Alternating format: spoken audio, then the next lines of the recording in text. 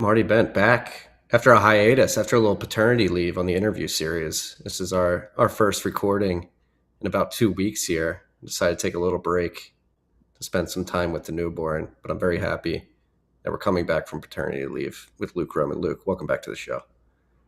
Thanks for having me back on, Marty. It's great to be here. Congratulations, by the way. It's awesome. Thank you. No, a little pre-recording powwow talking about our sons. It'll be very exciting when I get to the stage that you're at with your boys, but I'm going to enjoy the moment when they're toddlers as well. Absolutely. It goes by fast, so enjoy it. Yeah, the days are long, but the years are short. Oh yeah, yeah. It's. I mean, I was up at 4:30 this morning and haven't gone back to bed since. But it actually makes you more Remember that. productive, which is It does. It does. yeah, it's a good positive externality of the newborn feeding schedule. But we're not here to talk about our kids. As I was saying, we met in March. I believe it was like March 12th or 14th, which was a couple of weeks after the United States and the rest of the Western world levied sanctions on Russia in reaction to their invasion of Ukraine. I think you had some pretty prescient comments during that episode. And I just wanted to reach out. I know it's only 4 months since we last spoke, but I think considering everything that's gone on since then in the broader macroeconomic landscape, I think it's important to get an update from your perspective, because I think you've been pretty prescient over the years calling this stuff. And I think one thing I'm very interested to get your take on is the dollar's relative strength compared to the rest of the FX market, particularly the yen and the euro, and how these currencies are reacting to the Fed's tightening policy, raising rates. Yeah, I mean, I think you've seen the dollar react to the interest rate differential, and then I think the energy differential in terms of the U.S. is not short energy, and the Europeans and the Japanese are long energy, or excuse me, are short energy. And when energy has done what it has done, it has pushed the two of those countries into from current account surplus to current account deficit positions. And given their debt levels, that is extremely problematic for them. And so you've seen this combination of relative interest rate moves. You've seen the energy differential. Where those two were pushed into deficits alongside the U.S., but it's all the move on the margin. That's also been a weakening driver. And then you've also seen the U.S. Treasury spend less over the second quarter, and I think that really turbocharged the move higher in the dollar. And so I think those three factors have really been drivers to that strength, and that's what we're seeing today. Yeah, and it's uh, really interesting to see the position it's put the Fed in, because you have the dollar strengthening, you have inflation still going up. I think we're like almost 6 months in a row of increasing inflation rates year on year. 9.1% was the last print. Markets are pretty certain that the Fed is going to continue to raise, but it seems that them raising rates is really putting stress on Japan, particularly, which is potentially like the canary in the coal mine. So, like, focusing in on Japan and the fact that they may be losing control of their yield curve control that they've been attempting for many decades. Is Japan a canary in the coal mine here, in your opinion? In my opinion, yes. I mean, people will frequently say the U.S. is going to be Japan, the U.S. is going to be Japan, and I think that's right. If you look back historically, I think the chart is a 10-year lag chart, but if you show the Bank of Japan's balance sheet and the Fed's balance sheet, they've followed each other pretty closely on a 10-year lag. And so, um, what that chart implies is that we're probably not too far, 18 to 24 months, maybe 36 months from the Fed's balance sheet going from wherever it is today, 40% of GDP or something like that, to heading north up and to the right on that chart at a much more aggressive rate. And so Ultimately, I think the fiscal situation of the U.S. will be the driver to that. But I do think this that what Japan is going through is not only a canary in the coal mine, but it's almost self-referential. The worse Japan gets, the more quickly it will force the U.S. to be Japan, basically. But as we've long been saying, that given U.S. twin deficits, the experience of the U.S. being Japan will feel a lot more like the U.S. being Argentina with U.S. characteristics in terms of the inflationary outcome, et cetera. Yeah, and you mentioned that this is really the inflation problem could uh, is being exacerbated on the fiscal side. Like you had Jerome Powell essentially in he didn't say it very directly, but in his comments when he was on Capitol Hill last month, essentially said, "Hey, we can't really fix the supply side issues, which are really driving a lot of the problems that we're seeing in terms of inflation, energy, in food specifically." And you actually a tweet that you sent out yesterday was the focus of the newsletter I wrote yesterday, which is interesting that we find ourselves in a position where particularly on the energy side of things, that all it takes is a decision to basically come in and fix the problem. We had Hank Paulson go to George Bush in October 2008 and say, "Hey, there's not going to be there's not going to be cash in the ATMs by the end of the week. We need to do something." TARP was passed over that weekend. Now, fast forward 2022, we're in a position where Germany's saying, "Hey, we're not going to have gas this winter."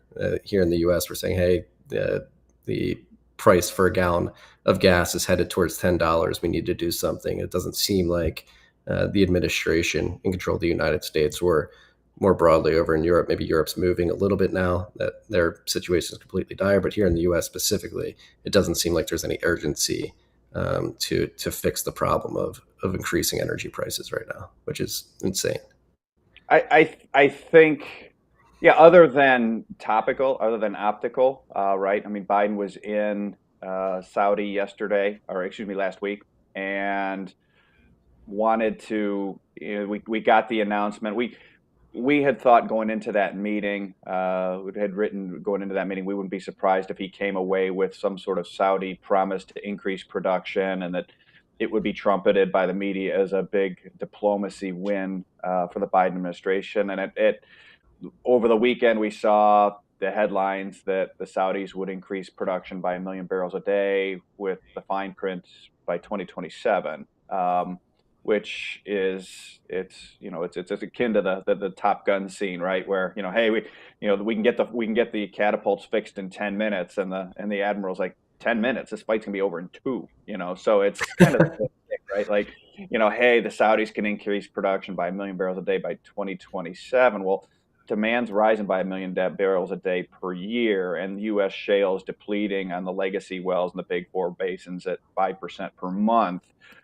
So I don't know that it really is that what Biden was able to come home with is going to make a big difference, other than sort of optics and political talking points. To your point, what really needs to happen is a wholesale industrial policy investment into domestic energy, into other domestic supply chains as well. That's really not happening yet, which suggests that they need more pain to come. Right now, they do seem to be managing it from a perspective of monetary and fiscal policy, which is to say, U.S. deficits. The U.S. Treasury spending was down year over year over the last couple of months, so there is some austerity, I guess, if you will, going on out of fiscal. And then, of course, what the Fed is doing, tightening monetary. So they're trying to address the problem of energy inflation the way that they did historically. The problem within all of this, it should work to get energy prices down. We've seen energy prices come down off the highs.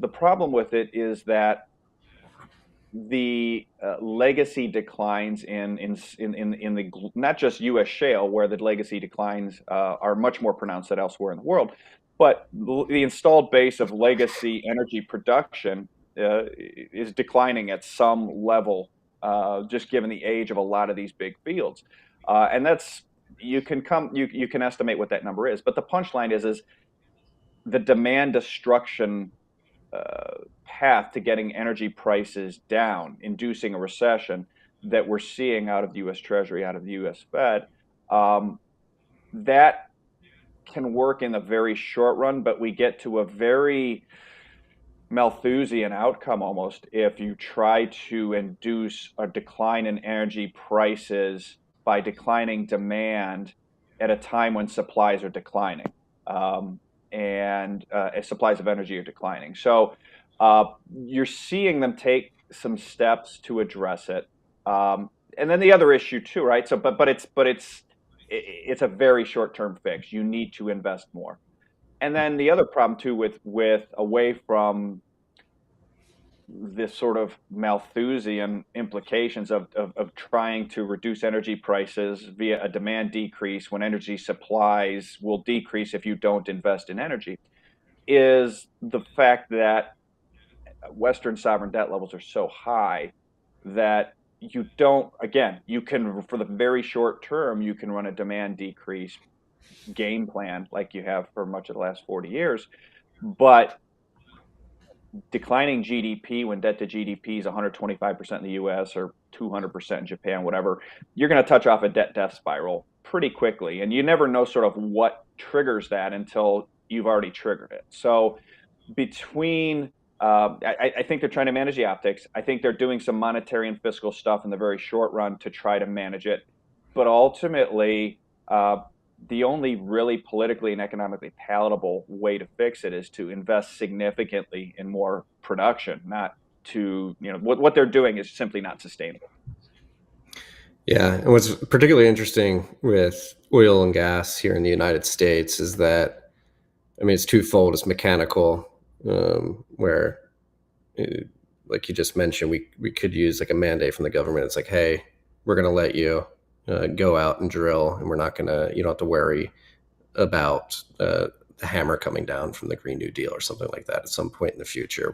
We've seen the CEO of Chevron come out and say, hey, we're not going to build these refineries. It doesn't make any sense because of the way that the political apparatus is posturing. And then on top of that, so you have these, just having been close to the oil and gas sector myself via the Bitcoin mining industry and knowing a lot of the people that are upstream or that are working upstream on some of these well pads, they're having a significant problem hiring people because you have this employment problem where oil and gas has been demonized for almost 2 decades now here in the United States. And you have what should be a pool of young talent went to college, saw that demonization, is like, you know what, I'm not going to become a petroleum engineer. I'm going to focus on something else. And so not only do we have a lack of supply on the actual physical energy side, but we have a lack of supply on the intellectual capital side as well, which is extremely scary.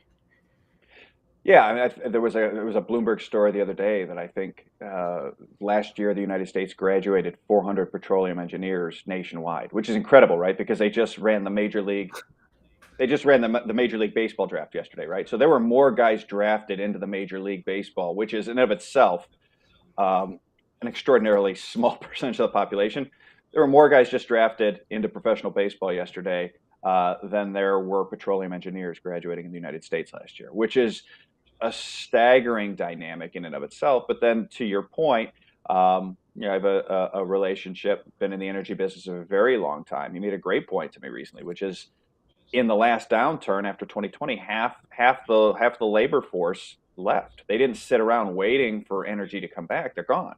And so now you've got to try to get them back to, and this is at sort of at the, at the roughneck kind of level, right? At the actual drilling where the rubber meets the road. And the labor's not there, despite the fact that you make very attractive, very competitive wages. And I think part of that is they've been rug pulled enough. These cycles have been so steep.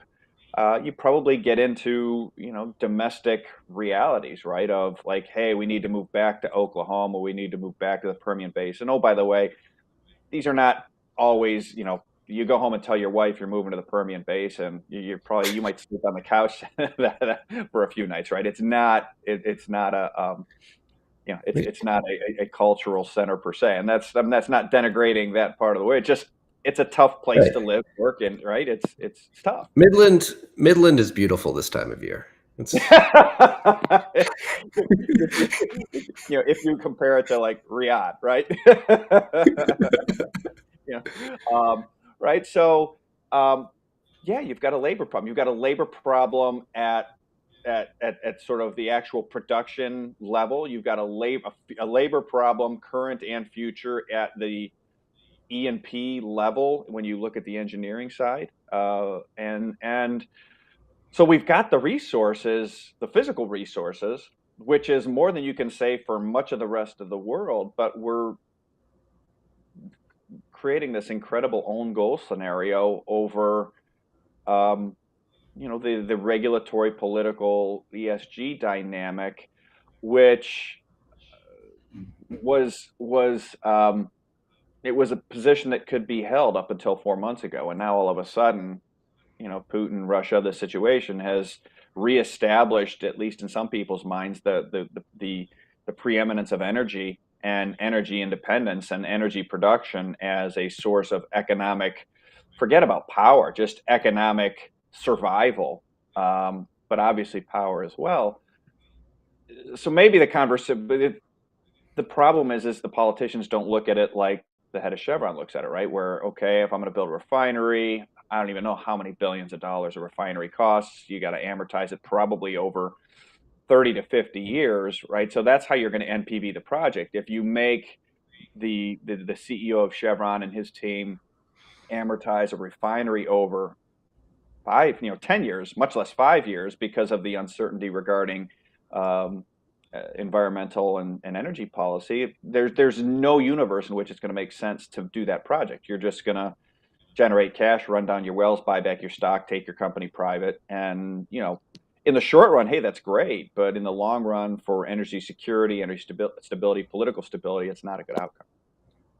no, not at all. And I mean, the ESG narrative unraveling right before our eyes. It's a beautiful thing to see. It stinks that it got to this point, but I, the quicker people wake up to how grave the situation is, like the fact that I did not see that Wall Street Journal article that said that only 400 petroleum engineers were graduating in the United States last year. That is Yeah, I'm pretty sure that was astonishing. enough. That's astonishing. And then, I mean, we mentioned Saudi Arabia earlier, but it seems like Russia, China, Saudi Arabia, India are beginning to buddy up to each other. Saudi Arabia is saying, "Hey, China's this growing economy. They're going to take a lot of our oil. They're a lot of the demand that's driven by the U.S. is can be supplanted elsewhere in the world, particularly with emerging economies now. And it could be in a point, even though we've had this long history with Saudi Arabia over the course of 5 decades, where at some point in the future, they can say, hey, you know what, we actually have a better economic relationship with Russia, China, and India. We're not going to prioritize you to receive our oil. At which point, we're here with our hats in our hand, no petroleum engineers, nobody willing to work upstream in a very precarious situation. It is insane just how far we've gotten from the fundamental truth that energy is life. I mean, I really like that Doomberg has been pushing that meme. Energy is life. It is the basis of everything we do. And I really hope that that becomes a driving cause here in the United States is getting sensible energy policy back, because we could unravel rather quickly if you combine the lack of energy infrastructure with the over indebted nature of our financial system. No, I think that's right. I mean, you've seen the shift in Saudi's flows away from the U.S. toward China over the last 5 or 8 years, and the data as it is, they don't send us that much really anymore. However, they're in a tough spot because we still are I think the most trusted provider of stability to them and the Middle East, and that is a lever that we continue to sort of hammer on. But ultimately, uh, the longer this goes on, this is again, it's sort of a depleting asset, or there's a time burn on this asset, right? Where the less important we get economically because of what we're doing to ourselves with energy, the more important China becomes, the more important India becomes. They, ultimately, the defense and stability, anybody can put an army there. A lot of people would be very happy to put an army there in return for being able to buy energy in their own currency. And so then the question becomes one of politics, relationships, etc. So it's something there's a sense of urgency that is not there yet, that hopefully gets there soon, because Doomberg's exactly right. Energy is life.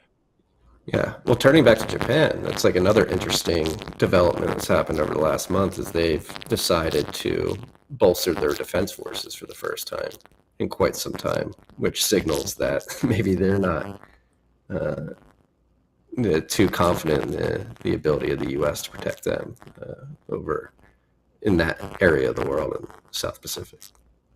I think either I don't know that they'd be that, in my opinion. What I think it would be um, getting themselves ready to tell the United States that the energy situation in Japan necessitates that they start buying gas from Russia in yen. Okay. Uh, I think maybe that might be a signpost of that, where you can see how that conversation is going to go. Is Japan's economically in a very, very tight spot. One of two things needs to happen. Right now they are heading towards basically a hyperinflation of the yen, right? Where the more expensive their energy gets, the more a current account deficit they run. The more current account deficit they run, the more upside pressure there is on their government bond market. The more pressure there is, upside pressure on yields in their government bond market. The more yen they have to print to cap the yields. The more yen they print, the more the yen goes down. The more the yen goes down, the more their energy bill goes up. The more their energy bill goes up, the more their current account surplus goes down. Wash, rinse, repeat until either the yen hyperinflates, number one, not a good outcome, and not my base case. Number two, the United States comes in and says, okay, Japan, you're our friend. We are going to print dollars and buy yen. So basically, a currency intervention by U.S. Treasury or the Exchange Stabilization Fund, et cetera. Or number three, Japan picks up the phone and says, yes, Vlad, we're sorry. Will you take yen for oil? And my guess is Vlad will probably say yes, because if he gets yen, then he can turn around and buy lots of very high quality Japanese goods with that yen, and he'll probably put the rest of it into anything that he doesn't spend on high quality Japanese goods. He'll probably put it into gold, like he's been doing for a decade or more. And option three, for Japan to be able to credibly say that to the United States, they better have their own army, because you could see the U.S. saying, if you do that, we're going to take all our boys, all our equipment, we're coming home, and you're on your own, whatever it is, a few hundred miles from China. So that's an interesting data point that I think may speak to, and maybe it's just, maybe it's nothing, but to me it might be the Japanese starting to prepare for the eventuality of having to provide for their own defense, not because the U.S. can't, but because a condition to the U.S. defense is unsustainable politically, in terms of their, in terms of their domestic political situation that we just described. Yeah, that makes a lot of sense. It's yeah, we said the last time that you came on in March, this whole situation between Russia and Ukraine is driven by inadequate energy policy in the West, particularly in Western Europe and here in the United States. And not only is Japan going to be in a situation like that, I mean, Germans are talking about chopping down trees and using wood to warm themselves this winter, because the natural gas from Russia is not going to be there due to the sanctions, and Russia using that as a lever. And then on top of that, they're trying to restart their coal plants, and they're running into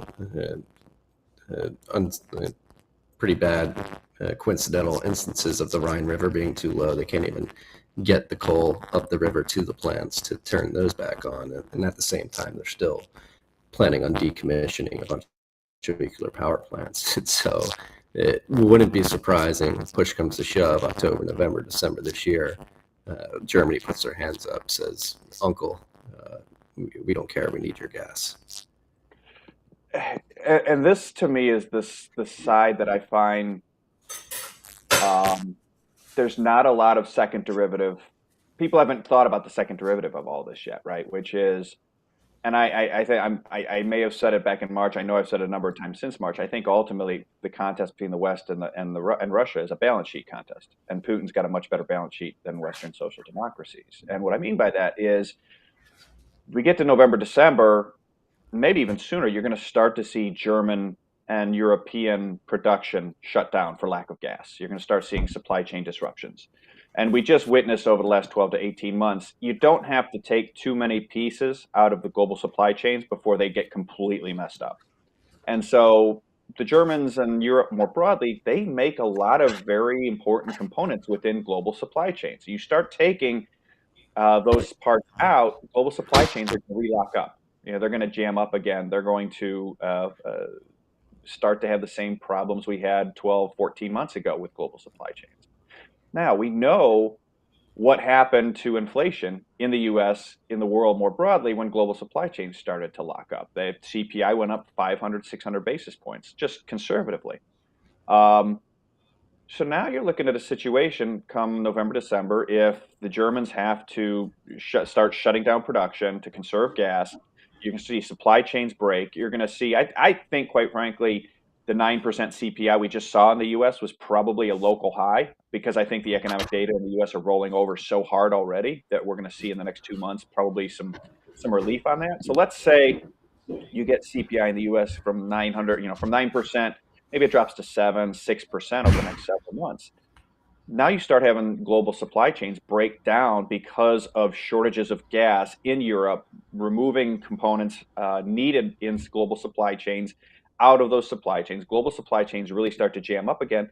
And now you're going to see another 500 to 600 basis point increase in CPI from the supply chain breakdown, on top of, from a starting point of 600, 700 basis point, or 6 or 7% CPI in the US. Now you're talking 11, 12, 13% CPI inflation in the US as we go into 2023. Now what's the Fed going to do? Because the problem is that now takes your CPI inflation to a level that is, I mean, we know these sovereigns can't afford interest rates above some level. We know that. You can see it. It's simple math.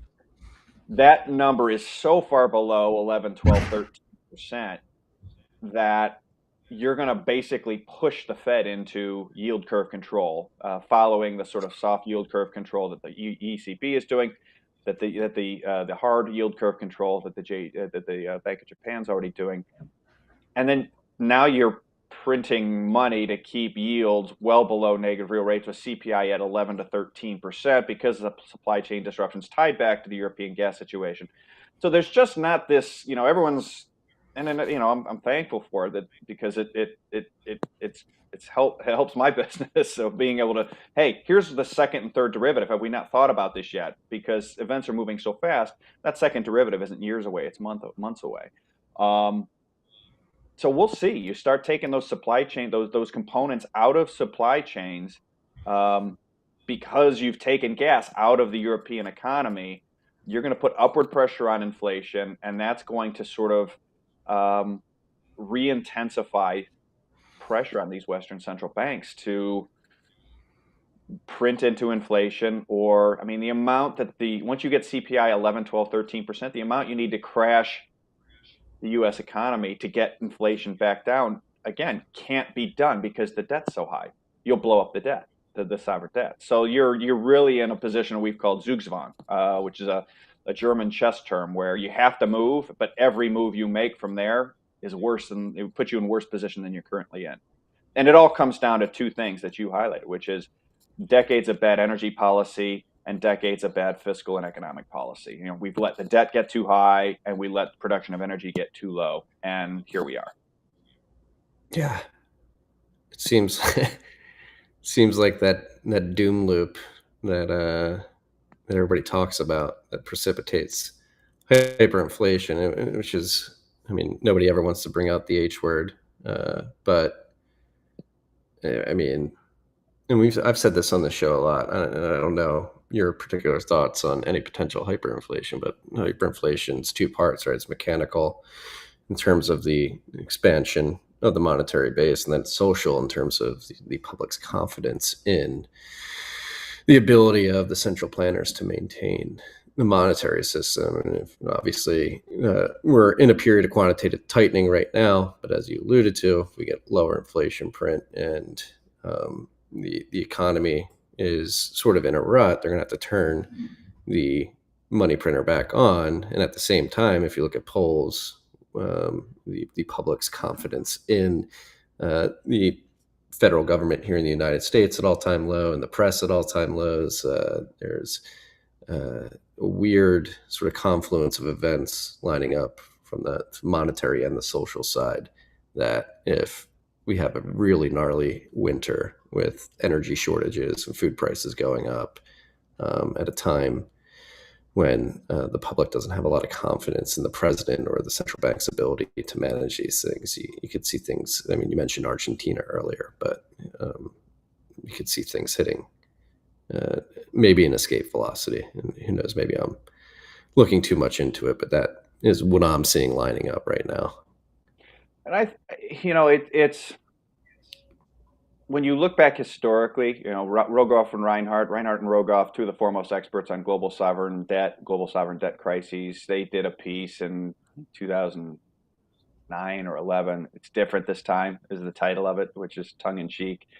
And in the data, it shows something that a guy named Brian Hirschman at Hirschman Capital, brilliant guy, pointed out that last 120 years, you've had, I think, 58 instances of countries get to 130% debt to GDP, and 98% of them have defaulted on their debt, their sovereign debt. Now, that's not, we're not going to pay that debt is one way of default. What he classifies as default, rightly so, I think, is there's restructuring, which is we're not going to pay, or there is financial repression, which is we're going to pay below interest rates, or there is sort of a runaway sustained inflation that inflates away the debt to GDP back to sustainable levels. And 98% of instances over 120 years with 130% or more debt to GDP have been resolved in one of those three ways. And so the one case that it has not been resolved is Japan, which we just discussed is now getting into that stage of the end game. And so in the investing business, 98% shots over 120 years don't come around much. It's about as close to a sure thing as you get. Now, of course, critically, you have to address timing, position sizing, leverage, all these things, because you don't want to get carried out in your shield while you're waiting. So the data suggests that you're going to have, that the Fed's going to have to come back.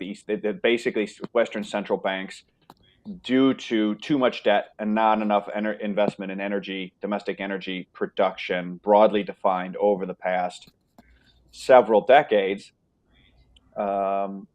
particularly when you cut Russia out of the mix. Everything would be fine if they just bring Russia back into the mix. You would just reorder the global geopolitical order. But if you're going to keep Russia out of the mix, you're short energy. And if you're short energy, that 98% is going to come to bear. And you're either going to get defaults on sovereign debt, or you're going to get a period of runaway inflation to inflate away the debt. And so, to that point, yeah, I think it sets up some hairy domestic political situations in the U.S., in Europe probably first, in Japan. I'm part and parcel to that. I've spent much of my life in Ohio, and 5 years ago, 10 years ago, 20 years ago, 30 years ago, I never saw Gadsden flags, which for the viewers were the yellow snake, don't tread on me flags. I see probably 2 to 3 of those a day in the suburbs of what is still a top 50 American city. Like there is a incipient level of dissatisfaction with how things have gone, at least in this part of the world, that did not exist 5 years ago, 10 years ago, 15 years ago, 20 years ago. And I gotta believe if that's the case here, it's probably true in other places. There's a reason why Ohio has basically been a key swing state in U.S. presidential elections for 60 years. It's sort of right down the middle of the plate. So when you talk about the financial and energy setup, the debt setup, the energy setup, and then what has happened to the incipient political dissatisfaction. There's a latent political dissatisfaction, I think, as a result of a broad array of things: trade policy, economic policy, foreign policy, monetary policy. Yeah, it sets up a very, very potentially hairy scenario. I'm hopeful that it doesn't get too bad, but you start to be able to see clear to ways that it could, if they do the wrong thing. Yeah, and that's one thing I'm very interested to see moving forward is if the trend that began to become pronounced during the COVID lockdowns, which was states asserting their autonomy against the or autonomy from the federal government in Florida, Texas, other states throughout the country saying, hey, we're not going to go along with this federal policy. Does that begin to happen, particularly in the energy sector with nuclear? Like you had Colorado and other states completely ignore marijuana laws for years and just say, hey, we're not going to listen to the federal government. We're going to allow this industry to flourish here. I'm very interested. I would love, as somebody who lives in Texas now, I would love for the state of Texas to make a similar move, but in regards to energy and nuclear development, just say, hey, we're not going to recognize the EPA's nuclear restrictions anymore. There's been too much red tape on this particular industry for decades, and it is blatantly obvious that we need better baseload energy here in Texas. We're just going to go build a bunch of nuclear power plants.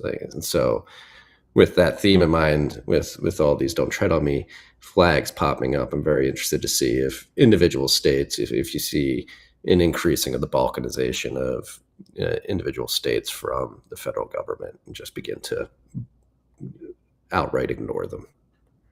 It's interesting, but on critical policies, I think you could see that. It's a great point you made about the marijuana laws, and I would argue there's a lot of places where they're much better off for having ignored those laws. There was, I remember seeing a few years ago the amount of money that was flowing into Colorado's tax coffers, Colorado's educational department, from taxes from marijuana. If you're sending tens or hundreds of millions of dollars into education for young people as a result of taxing this, I don't think that's probably a good thing in terms of investing for the future and future productivity. And similarly, what we're really talking about here is a need to invest in future productivity vis-a-vis energy investment. And so to the extent you start seeing, I think it will become acute domestic political imperatives, right? Like you said, baseload in Texas is a problem. And at some point, I don't know, what do you got down there in Texas? 20, 22 million people, something like that. It's a lot of people. It's bigger than a lot of countries. And at some point, they need to take care of their constituents or they're going to be voted out of office. And so I could see clear to that kind of thing happening, particularly in those states where there is, and I have to tread very carefully here, I think there is still enough of a political consensus around these types of realpolitik issues to get that done.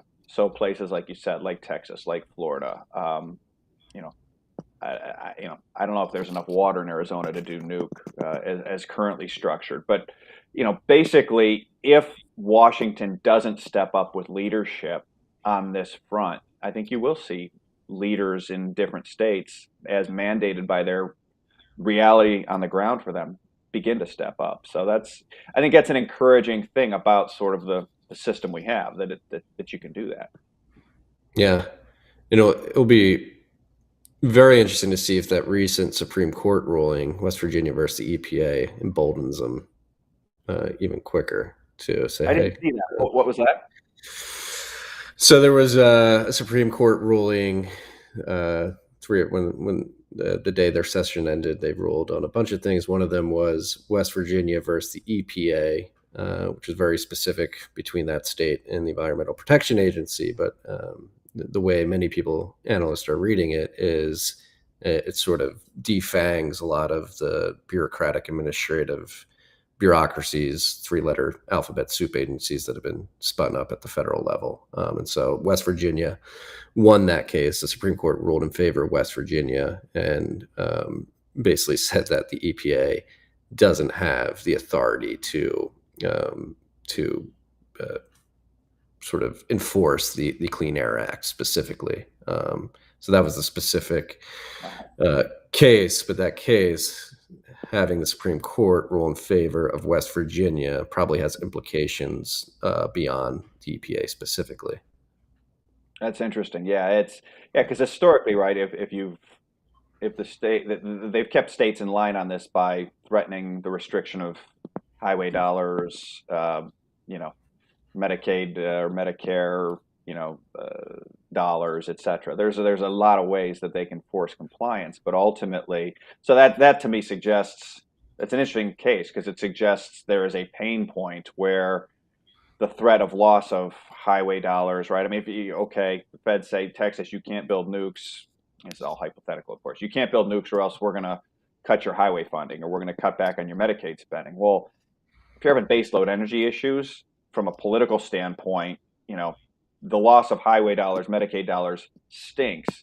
It's not optimal, but compared to insufficient baseload power in a state where it routinely gets to 100 degrees with like 95% humidity, at least in the Southeast, it's that problem is becomes an order of magnitude bigger than the highway dollars and the other ways the federal government can sort of encourage compliance with some of these policies. So it's interesting. I had not heard that court case. We'll have to watch it. Yeah. Well, I mean, it's already ruled. So it's Supreme Court said, hey, West Virginia wins this case. EPA, you don't really have any authority here, which is good. But this goes back to a conversation we had, I think, a couple episodes ago, which is what I've been trying to meme into existence, which is the idea of these Bitcoin mining permanent funds where you build out a bunch of nuclear capacity at baseload and just use the excess energy. Maybe you can issue a muni bond or have a special program where private miners come in, use that excess capacity and roll it into a permanent fund, similar to the Alaskan permanent fund that allows you to turn to the federal government and say, hey, we actually don't need your highway Medicaid dollars. We have this permanent fund that's going to help us pay for those things. And so I think that's a good segue into another thing that's happened between the last time we met was the price of Bitcoin's probably fallen by 50 or 60%.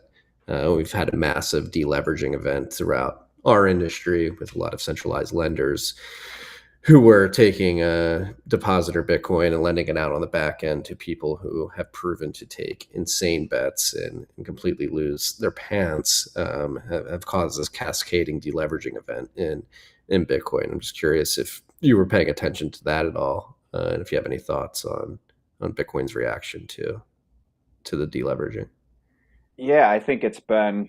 I mean, I've been saying for quite some time that I think Bitcoin is the last functioning smoke detector that policymakers have not been able to disable. And quite frankly, shame on me because I've been saying it for years. And then when I watched, I guess it was probably early December, right, where Bitcoin was down like $10,000 in a day or something, right? It was huge. I remember looking at it, go, ooh.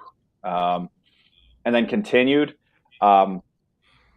It was a leading indicator of a withdrawal of liquidity. And I think when you saw the withdrawal of liquidity into the environment that you described, which I generally agree with the characterization of just crazy leverage, you've seen this massive unwind.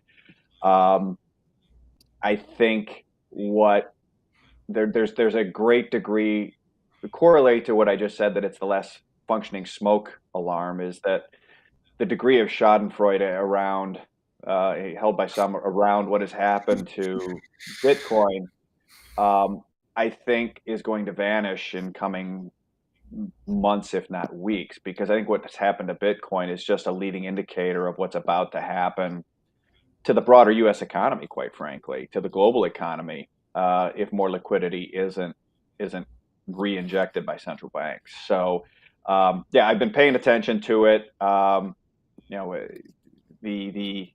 year ago in June, said to my clients that hey, we're selling most of our Bitcoin and basically deleveraging. And personally, still held some, and then I started buying it back later, sort of earlier this year, late last year, as it was off the peak. And in hindsight, that was way too soon to be buying it back. But I think it is ultimately, I think it's just a sign of the liquidity. It's telling us what's happening to liquidity ahead of other metrics. The Eurodollar curve showed tightening liquidity in January. So a month after Bitcoin, and has continued to show that problem. So I think it's doing what it's supposed to do. It's actually a free market, and and an accurate smoke detector. So it's yelling fire. Yeah, no, and I'm not going to try and predict Bitcoin's price movement one way or the other, but the volatility that we've experienced this year, and considering everything that's going on in the overarching macro landscape, it reminds me of that famous chart of the price of, or the percentage change of the price of gold during Weimar's hyperinflation, where it's just up, down, up, down. We might just be in one of those radical down periods. And it's, again, when I look back to review sort of what I've written and said over the, at 6 months intervals, and just to always try to get better as an analyst. And I look back, I wrote a piece for clients on January 21st, 2022, and I put that chart up, and I literally annotated as, here is where we are right now for Bitcoin, gold, and other liquidity proxies.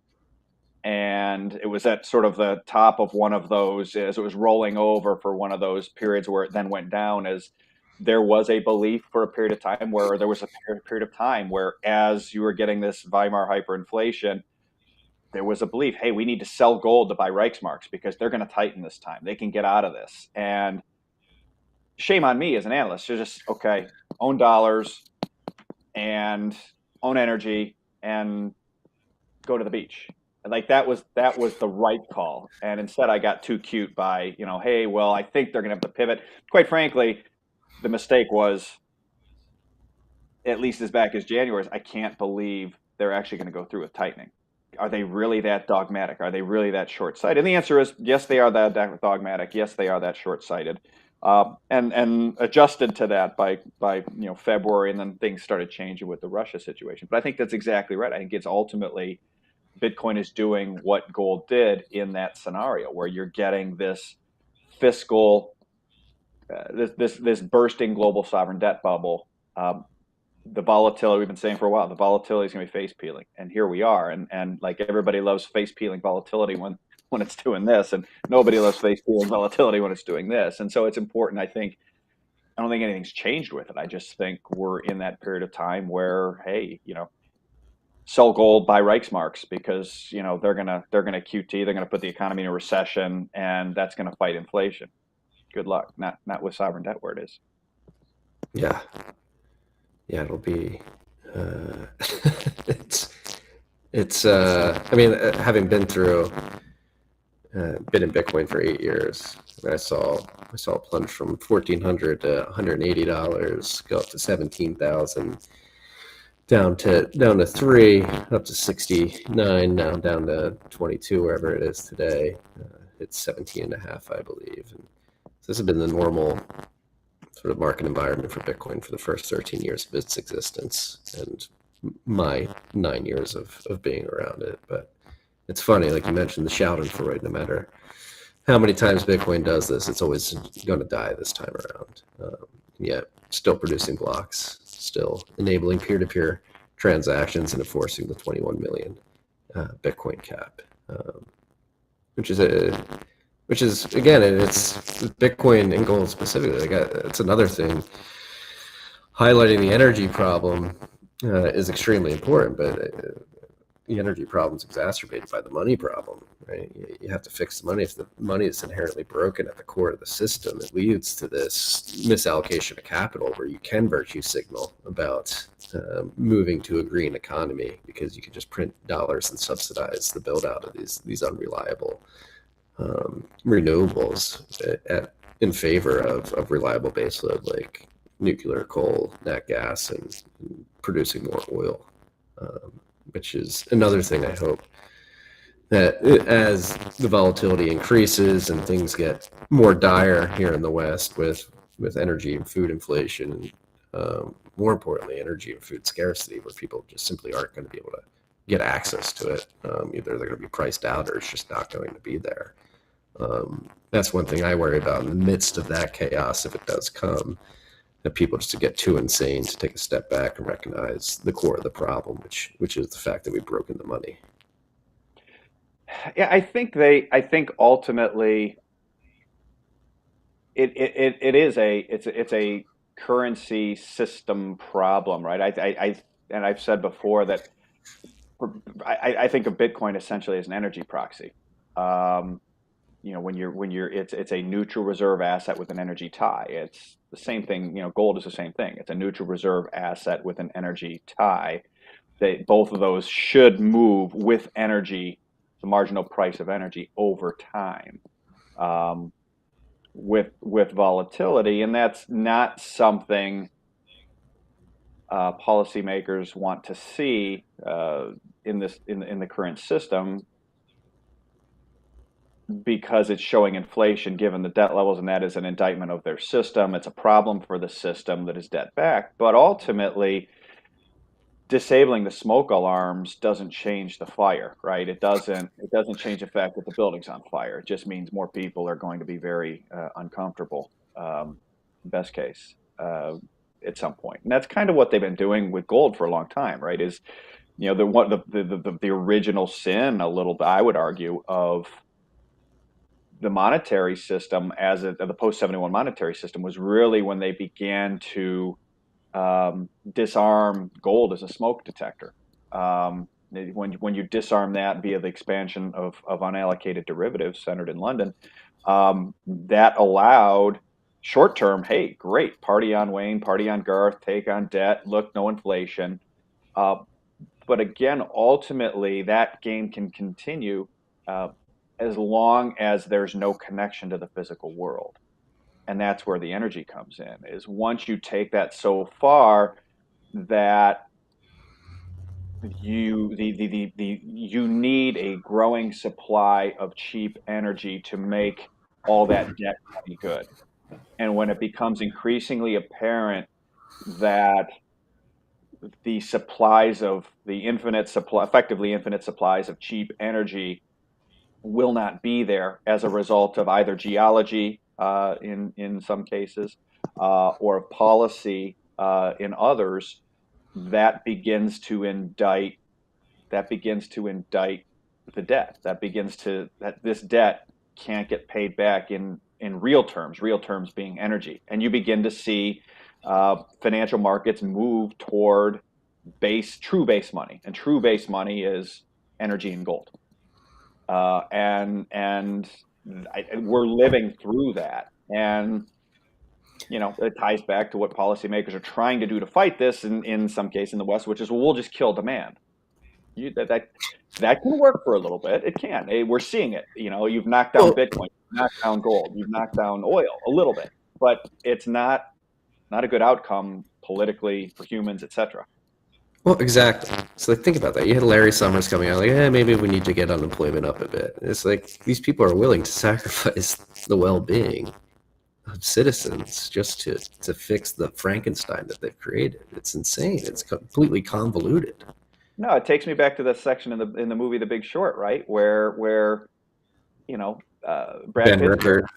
yeah, he's Yeah. like, right, he's like, stop dancing, stop dancing. He's like, for every 1% that unemployment goes up, 40,000 people die, and they both go, no. He goes, literally, you're dancing because hundreds of thousands of people are going to die. I don't care if you make money, just stop fucking dancing, right? And it's fascinating. It's taken one cycle for us. All people are cheering an increase in unemployment, and it's a much more complex issue around a whole bunch of things, third rail type issues. But the point is that, to your point, you demand destruction is not something that should be being cheered, when there's a better option available, which is, invest in the infrastructure, invest in energy, invest in nuclear, invest in this stuff to support to bring prices down. The markets are giving you a signal. The answer is not, shrink the economy, raise unemployment, kill 40,000 people for every 1% unemployment goes up. The answer is invest in energy, invest in infrastructure. I find myself getting frustrated as a father because you just go, what are they doing? Like, they're making the future worse to try to make the optics of today better for a brief period of time. Yeah. And I know we got to wrap up here soon, but another thing with the labor market, I mean, obviously the big discussion in the last couple of months is, are we in a recession? And all the analysts I've seen are pointing to, CNBC and your typical analyst points to unemployment, like, oh no, unemployment's relatively low, labor market's still strong, but nobody brings in the participation rate, which was completely obliterated in the aftermath of the lockdowns in 2020. Like, yes, the unemployment rate is relatively low, but millions of people have dropped out of the labor force, aren't even calculated in that denominator anymore. I don't know if I'm just reading too much into it, but that's something that seems like an important variable that should be brought up in this analysis. Well, it is, and I would even take it a step, simpler than that, which is, in May of last year, Raphael Bostic at the Atlanta Fed was saying, well, we can't tighten yet because unemployment is still too high, right? And so, yeah, inflation has picked up a little bit, but it's transitory, and unemployment is still too high. Unemployment is a lagging indicator. Unemployment, if you're running, if you are managing an economy, managing monetary policy by looking at employment, it's like driving your car looking in the rearview mirror. It is. I've sworn I'm going to stop being so. So it's a bad idea. I'm going to be gentle. It's a bad idea. And so here we have the same Raphael Bostic a year later saying we're not in a recession because unemployment is low. My head wanted to explode. So you were wrong on inflation on the way up because you were looking at unemployment. Wham! You run into the inflation wall because you're driving looking at the rearview mirror. And now you're saying there's not a recession because unemployment is still good. Now, even as you look at a good leading indicator of where unemployment is going to go is part-time for economic reasons, right? So basically, it's a measure of people that are saying they're working part-time for economic reasons. In other words, business is not good enough for them to be working full-time, so they're working part-time. And that number bottomed like 2-3 months ago. So unemployment's about to go up. And these guys will react to it late once again. In the meantime, they're debating 75 or 100 basis points. Okay, I mean, it's the same thing as debating how transitory inflation was a year ago. So it's frustrating to me because they could be doing a much better job than they are. But at the end of the day, I think you just have to realize they're politicians. Yeah, and that's something I've been writing in my newsletter a lot is, at the end of the day, what we have to realize as individuals, as local communities, as people who are citizens of states and not a federal government, that it is going to come down to individual action to fix this problem. We cannot depend on the politicians to get us out of the problem that they created. We cannot depend on Jerome Powell and others to get us out of the monetary problem they created. We've got to really get our hands dirty, and as citizens, we have to take responsibility as well, where it's like, all right, we've been sitting here waiting for these people to fix these problems that they've created for quite a while now. Like, when are we going to pull up our bootstraps, tighten the belt, and say, all right, we're going to begin building nukes here, ignoring federal policy. We're going to begin adopting currencies that compete with the dollar, whether it be gold or Bitcoin, and using them and messaging to them like, hey, we're not going to wait for you anymore. I think that's another thing I would like to see as things progress throughout the rest of this year. And if energy and food inflation continues to increase, as people taking things into their own hand, going and shaking the rancher's hand and saying, hey, how can I help you out? Really pushing for state level energy policy that separates itself from the federal government. I mean, as much as we're complaining about the actions of these policymakers, there is a bit of responsibility that we as individual citizens can begin to take up as well and start a movement there. Yeah, you vote with your wallet ultimately, and that will start to move policy. And I think there is an awakening that I think has happened in Washington to a certain degree post COVID with supply chains. Now you're starting to see a bit of a debate around industrial policy, which is very encouraging to me. Industrial policy should have been started in this country 15 years ago, certainly post Great Financial Crisis. You had a number of business luminaries calling for it, but lots in Washington were against it. A lot of the sort of usual suspect neoliberal economists against it. But now that we have gotten to the point of widespread concern about infrastructure, domestic production, reshoring, national security issues have all become tied together very closely, so closely that even willfully blind policymakers in Washington have refused to see it. They have to be part of that discussion. And so ultimately, to me, one of the great things about this country is what Winston Churchill said, which is the Americans always do the right thing after they've exhausted all the alternatives. And we've pretty much exhausted all the alternatives. So I think we're starting to see early signs of us doing the right things. I'm just hopeful that we do them a little faster.